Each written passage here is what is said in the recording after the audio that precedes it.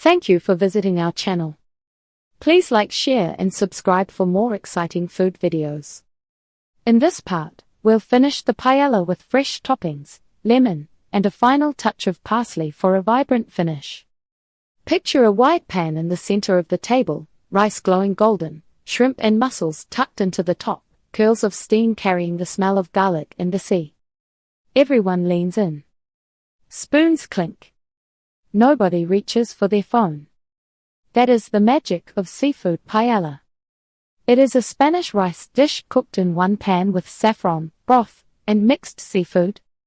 The flavors feel rich, but the idea is simple. Rice, stock, and toppings that speak of the coast. This guide walks you through an easy seafood paella recipe you can make at home without stress. With a bit of prep and the right pan, you can serve a paella that looks impressive, tastes deep and comforting, and still fits a relaxed weeknight or a slow weekend dinner. What is seafood paella and why is it so loved? Seafood paella is a one-pan rice dish from Spain that celebrates both land and sea. Short-grain rice simmers in a tasty broth, lightly stained by saffron. On top, you set shrimp, mussels, clams, squid, or whatever seafood you like. The rice cooks until tender, with a tiny bite in the center. The broth cooks down into the grains, so every spoonful tastes of garlic, paprika, and the ocean. At the bottom, the rice toasts into a thin, crisp layer called socarrot, which many people see as the prize of the pan.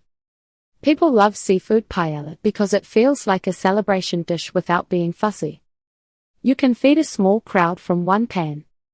It looks beautiful with its bright colors, and it invites sharing. You put the pan on the table, hand out spoons or plates, and let everyone help themselves. A quick look at the Spanish roots of seafood paella. Paella began in Valencia, on the eastern coast of Spain. Farmers cooked rice in wide pans over wood fires, using whatever they had on hand, like rabbit, snails, and vegetables. The dish was simple and practical, built around local rice and fresh ingredients. As coastal towns grew, cooks started swapping some of the land meats for seafood. Fishermen brought home shrimp, mussels, and other shellfish, and these found their way into the pan. Over time, seafood paella became a favorite in beach bars and family homes along the coast. From there, travelers carried the idea back home. Now you see paella in home kitchens around the world, each version shaped by local seafood, spices, and family taste. What makes a paella different from other rice dishes? Paella looks a bit like fried rice or risotto at first glance, but it has its own rules. Key traits to expect. A wide, shallow pan, so the rice cooks in a thin layer. Short-grain rice that soaks up broth without turning mushy. A gentle saffron color and a warm, floral aroma. Seafood arranged on top, not stirred in, so it stays tender. The socarrot, a golden, crispy rice layer on the bottom. You do not stir the rice once the broth is in. That choice is what gives paella its signature texture. Half tender rice, half toasty crust.